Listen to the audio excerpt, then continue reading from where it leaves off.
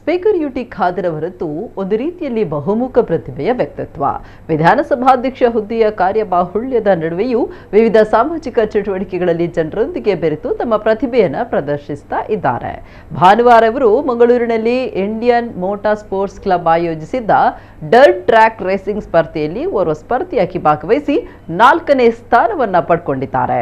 ತನ್ನ college ದಿನಗಳಿಂದಲೂ motor sports ಉತ್ಸಾಹಿಯಾಗಿರುವ ಇವರು motor ಸೈಕಲ್ಗಳು ಮತ್ತು ಕಾರುಗಳೆರಡರನ್ನು ಕೂಡ ಒಳಗೊಂಡ ಹಲವಾರು ರೇಸಿಂಗ್ ಸ್ಪರ್ಧೆಗಳಲ್ಲಿ ಭಾಗವಹಿಸಿದ್ದಾರೆ.